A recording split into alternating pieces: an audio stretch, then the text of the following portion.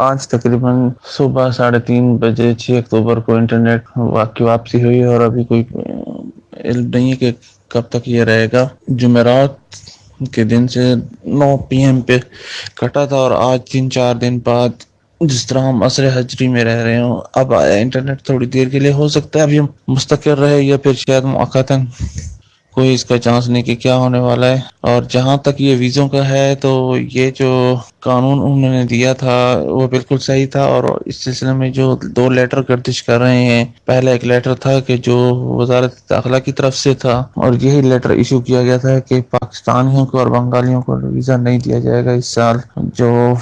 Free system کے مطابق جس طرح ہر سال چیلنج کا ویزا دیا جاتا ہے وہ نہیں دیا جائے گا۔ اور دوسرا جو ہے لیٹر وہ جو چل رہا تھا، جس پہ کافی برادران نے اشتباہاً بھی ترجمہ کیا کہ بھائی کنفرم ہو گیا ہے اور ویزا اب کھل گیا ہے، جبکہ وہ اتفاق سے وزارت خارجہ کا لیٹر تھا کہ آپ نے اس وزارت داخلہ کے آرڈر پہ عمل کرنا ہے۔ اس نے یہ بھی کافی کنفیوژن رہی اور مبارکبادی والے پروگرام دیتے رہے ایک دوسرے کو کہ بھائی یہ نوٹیفیکیشن آ گیا، جبکہ وزارت خارجہ کا لیٹر تھا۔ ہاں یہ ضرور ہے کہ جو پاکستانی آ رہے ہیں ان کے بارے میں یہ ضرور سننے میں ہے کہ اگر وہ ایران آئے ہیں تو چونکہ یہ اتھارٹی جو تھا ان کو اسلام آباد سے لیا گیا ہے، یعنی پاکستان میں جو بھی عراقی سفارت خان ہے یا کوئی بھی، تو ان کو اگر وہاں سے ویزا نہیں ملا تو ایران میں یہی سفارت خانہ عراق کے پاکستانیوں کو ویزا دینے پہ اتھارٹی رکھتے تھے، اور کئی پاکستانیوں نے وہاں سے ویزا لیا ہے۔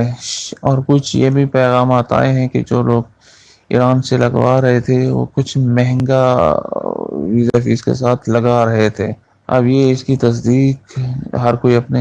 طرف سے کر سکتا ہے کہ جو بھی اس کا رشتہ دار یا کوئی جاننے والا ریلیٹیو فرینڈ جو اس بات کو کنفرم کر رہا ہو وہ اسی تصدیق پہ عمل کر سکتے ہیں، کیونکہ یہ بھی سننے میں آیا کہ وہاں سے لگ رہے ہیں، کون سے بھی مشد سے بھی، کیونکہ ان سے یہ اتھارٹی نہیں لی گئی کہ آپ پاکستانیوں کے نہ لگائیں، اگر پاکستانی وہاں پہ ہے تو ان کے لگا رہے ہیں۔ اور باقی رہے یہاں پہ مظاہرات کا سلسلہ، تو یہ مظاہرات یہ 1 اکتوبر کی ڈیٹ فکس تھی، جس طرح پاکستان میں دھرنے ہوتے تھے کہ ہم یہ کام فلاں ڈیٹ کو اس ایک سے ایک ہفتہ پہلے تیاری کی جاتی تھی، یہ تقریباً 1 ہفتہ پہلے سے وہ کال دے رہے تھے، مظاہرات کی کال دے رہے تھے، یہ اسی مظاہرات کی تھی۔ اب چونکہ یہاں میڈیا کا دور ہے تو اس کا غلط استعمال یہی ہوتا ہے کہ بعض اوقات کسی بھی قوم کو حرکت دینے کے لیے جھوٹی خبریں بھی پھیلائی جاتی ہیں، جس کا یہی سب سے نارمل سوشل میڈیا کا غلط استعمال ہے یا غلط خبروں کا پھیلانا ہے۔ کہ آج ہم کافی غلطی خبریں یہ بھی پھیلنے میں آئیں کہ کربلا جو ہے نا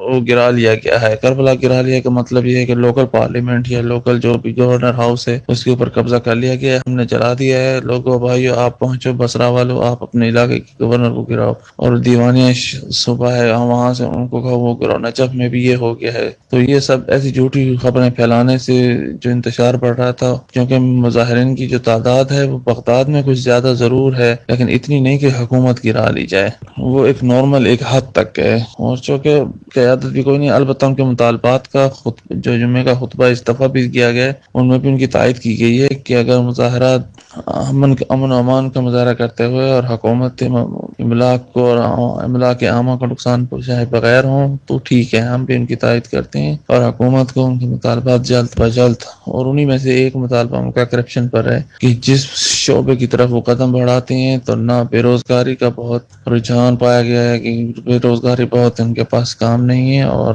کرپشن کا دورہ ہے، اس وجہ سے جو ہے نا ان کی یہ پرابلم ہوئی ہے کہ اس کا جلد سے جلد حل نکالا جائے۔